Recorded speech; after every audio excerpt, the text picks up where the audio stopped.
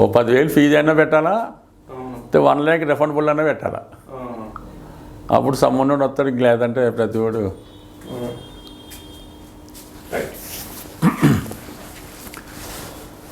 శ్రీమాత్రే నమ. జయ గురు దత్తాత్రేయ నమ.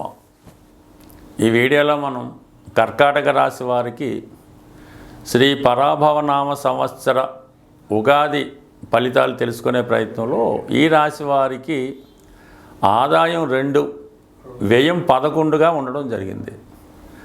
రాజపూజ్యం 4, అవమానం 7. అందువలన ఈ రాశివారు వ్యయం ఎక్కువగా ఉంది కాబట్టి ఏదైనా ఇల్లు కట్టుకోవడం కానీ, పెళ్లి చేయడం కానీ, ఏదంటే మీ సంతానాన్ని చదువు నిమిత్తం విదేశం పంపడం కానీ, ఇలాంటి పెద్ద బడ్జెట్ పెట్టుకుంటే మీకు ఆ వ్యయం అన్నది సరిపోతూ ఉంటుంది. ఇక అవమానం 7గా ఉంది కాబట్టి అది కూడా కొంత ఎక్కువే రాజపూజ్యం కన్నా. ఎవరికన్నా మాట ఇచ్చే ముందు మనం ఎంతవరకు చేయగలం అని ఆలోచించేస్తే సరిపోతుంది తప్ప అప్పుడు మీకు ఏ అవమానం ఉండదు, పైపించి ఇంకా గౌరవం పెరుగుతూ ఉంటుంది. అయితే ఈ గోచార ఫలితాల్లో సంవత్సర ఫలితం కాబట్టి మనకి ఈ కర్కాటక రాశి వారికి బాగా అనుకూలమైనటువంటి గ్రహం గురుగ్రహం, ఎంతో కొంత మీకు అనుకూలించే గ్రహం కేతుగ్రహం. ఈ 2 గ్రహాలు కూడా రాశికి ఇరువైపులా ఉండడం జరిగింది. అంటే మీకు గురువు 12వ స్థానంలో ఉండడం వల్ల ఈ సంవత్సర ప్రారంభం నుంచి జూన్ 1వ తారీఖు వరకు రుజుమార్గంలో ఉన్నటువంటి గురువు 12వ స్థానంలో సంచరిస్తూ ఉంటాడు. అంటే ప్రధానంగా 6వ స్థానాధిపతిగా 12వ స్థానంలో ఉండడం వల్ల ఏవైనా బాధ్యతలు ఉంటే అవి తీర్చివేస్తారు. రుణాలు ఏమైనా ఉంటే, అంటే ఫైనాన్స్ డెఫిసిట్గా ఉన్నటువంటి అప్పులు ఏవైనా ఉంటే వాటిని సంపూర్ణంగా తీర్చివేయడం జరుగుతూ ఉంటుంది. అనారోగ్య సమస్యల నుంచి బయటపడతారు. ఇక భాగ్యాధిపతిగా వ్యయ స్థానంలో ఉండడం వలన పుణ్యక్షేత్రాలు దర్శించాలనే ఆలోచన నెరవేరుతుంది. పుణ్య కార్యక్రమాలకి, దైవ సంబంధించిన కార్యక్రమాలకి, గుళ్ళు గోపులు నిర్మాణానికి ధనాన్ని సహకరిస్తారు. పిల్లల్ని చదివించే విషయంలో ఎక్కువ ఖర్చు పెట్టడం జరుగుతుంది. ఫ్యూచర్లో మీ పిల్లల కొరకు ఏదైనా జాగ్రత్త పెట్టడం కానీ, ఏదైనా స్థిరాస్తి కొనడం కానీ జరుగుతూ ఉంటుంది. ఇక దాని తర్వాత ఏంటంటే ప్రధానంగా గురువు వ్యయంలో ఉండగా మీరు చదువుని కంటిన్యూ చేయొచ్చు. గతంలో ఆగిపోయినటువంటి విద్యను తిరిగి కంటిన్యూ చేయడం, డబుల్ డిగ్రీ కోసం ప్రయత్నం చేయొచ్చు. సంతానం కొరకు ప్రయత్నం చేస్తున్నటువంటి దంపతులు ఈ జూన్ 1వ తారీఖు లోపల ప్రయత్నం చేయడం వల్ల, మెడికల్గా ట్రీట్మెంట్ తీసుకోవడం వల్ల మీకు శుభవార్త వినే అవకాశం ఉంటుంది. అయితే జూన్ 1 నుంచి అక్టోబర్ 31 మధ్యలో ఉన్నటువంటి గురువు రాశి యందు సంచారం హంస మహాపురుష యోగం అనే పంచమహాపురుష యోగం ఏర్పడుతుంది. జాతకుడికి అప్పుడు దాకా ఉన్నటువంటి బలహీనతల నుంచి బయటపడతాడు. చిన్న చిన్న బలహీనతలు కానీ, బ్యాడ్ హ్యాబిట్స్ ఉంటే వాటి బయటపడతాడు. కొత్త సాంప్రదాయంగా కనబడతాడు. వేషధారణలోనూ, అలంకరణలోనూ, ఆలోచనలు, అలవాట్లు చాలా గొప్పగా మారుతూ ఉంటాయన్నమాట. దైవభక్తి పెరుగుతుంది. ఇది విద్యార్థుల్లో చాలా చక్కటి మార్పు మీరు గమనిస్తారు. గతంలో బద్ధకంగా చదవకుండా టైం వేస్ట్ చేసిన వాళ్ళు ఇప్పుడు ఎర్లీ మార్నింగ్ లేచి చక్కగా సాంప్రదాయంగా కనబడడం జరుగుతూ ఉంటుంది. అలాగే జాతకుడికి ఏదో ఒక శుభకార్యం జరుగుతూ ఉంటుంది. ఏదో పుట్టినరోజు ఫంక్షనో, ఒక ఒడుగు లాంటిదో, ఒక దైవ కార్యక్రమం, లేదంటే ఒక పెళ్ళో, ఏదో శుభకార్యం జాతకుడికి జరుగుతూ ఉంటుంది. జాతకుడికి మంచి ఆలోచనలు వస్తాయి, మంచి మిత్రులు లభిస్తూ ఉంటారు. కంప్లీట్గా వారి జీవన విధానంలో మార్పు చెందుతూ ఉంటాడు. ప్రధానంగా ఏంటంటే దైవభక్తి పెరుగుతుంది. మంచి విద్యార్థిగా పేరు తెచ్చుకుంటాడు.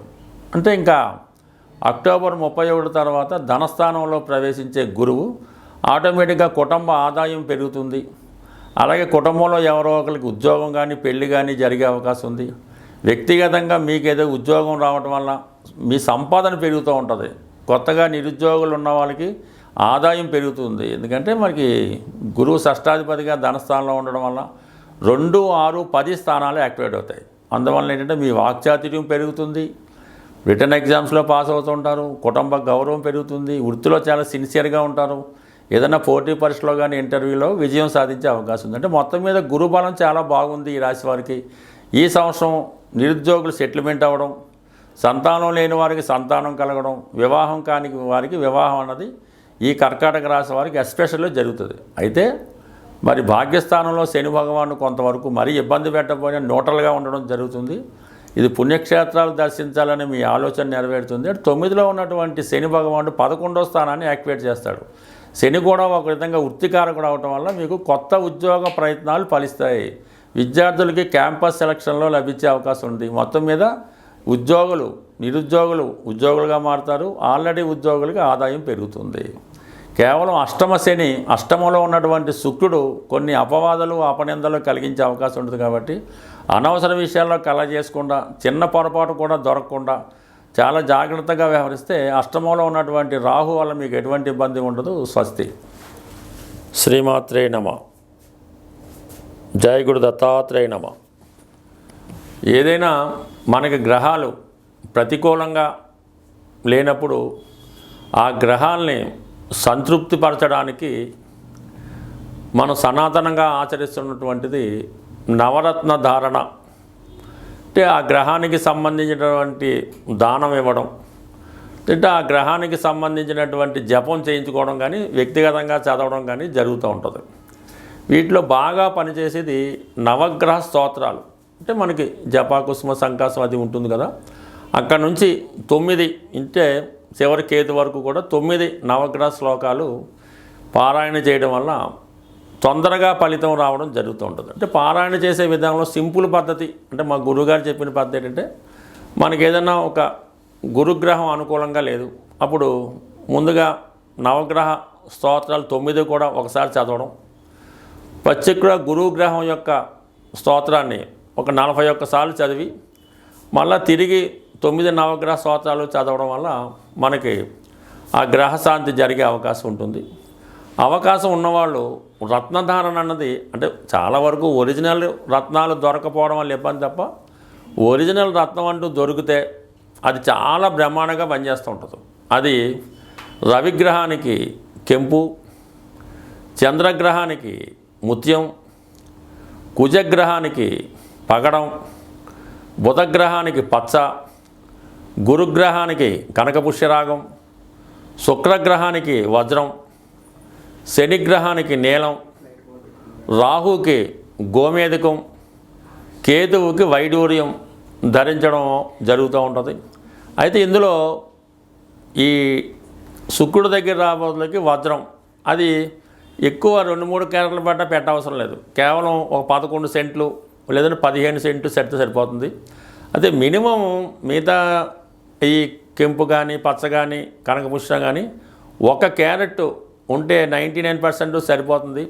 పెద్ద ఏజ్ ఉన్న వాళ్ళకి పెద్దది ధరించాలని, చిన్న ఏజ్ ఉన్న వాళ్ళకి చిన్నది ధరించాలన్నటువంటి భేదం అన్నది అది వ్యాపార ధోరణి అవుతుంది తప్ప మామూలుగా అయితే కాదు. నిరభ్యంతరంగా ఎటువంటి ఫేక్ కాకుండా మంచిది 1 క్యారెట్ ధరించినా అది 100% మీకు ఫలితం లభిస్తుంది.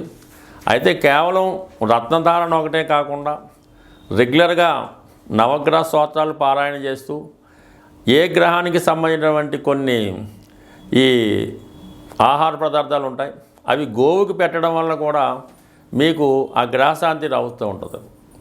మరి ఆరోగ్యం బాగలేదు, ఉద్యోగం రావటం లేదు అన్నప్పుడు గోవుకి, అంటే గోశాలలో ఆవుకి నానబెట్టినటువంటి గోధుమలు 1 కిలో పావు ఆవుకు పెట్టడం వల్ల మరి ఆరోగ్యం బాగుపడుతుంది, ఉద్యోగ ప్రయత్నాలు ఫలిస్తాయి.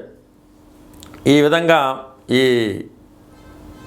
ఆవుకి ఆహారంగా పెట్టడం, ఈ విధంగా అనేక రకాల పరిహారాలు ఉంటాయి. చాలా ఈజీగా ధనం ఇబ్బంది ఉంది, ఆర్థిక పరంగా బాగా చిదిగిపోయాం, ఏ దారి కనబట్టలేదు అనుకున్న వాళ్ళు ఒక కొద్దిపాటి చిన్న రెమెడీ చేసి చూడండి, బ్రహ్మాండంగా పనిచేస్తుంది. ఏదంటే ఒక 100 గ్రాములు గోధుమ నూక, అందులో ఒక 100 గ్రాములు పంచదార కలిపి, ఒక 100 గ్రాములు నెయ్యి, ఈ 3 కలిపి చక్కగా ఒక ఉండలాగా లడ్డులాగా పౌడర్లాగా చేసి, ఆ పౌడర్ని చీమలు ఉన్న ప్రదేశంలో, ఏ చీమలన్నా పర్లేదు, ఆ చీమలు ఉన్న ప్రదేశంలో మంగళవారం రోజు ఆ చీమలకు ఆహారంగా వేయడం వల్ల, ఈ విధంగా మీరు ఒక 8 వారాలు చేయడం వల్ల ఎంత గొప్ప ఆర్థిక సమస్య అయినా 100కి 100 రూపాయలు పరిష్కారం అయ్యే అవకాశం ఉంది. బట్ ఏదైనా ఇందులో నమ్మకం అన్నది వెరీ ఇంపార్టెంటు. మీరు ఎంత నమ్మకంతో పరిహారం చేస్తే అది అంత బాగా పనిచేస్తుంది. నమ్మకం లేకుండా మీరు ఎంత గొప్ప ప్రయత్నం చేసినా అది వేస్ట్గానే మిగిలిపోతుంది. స్వస్తి.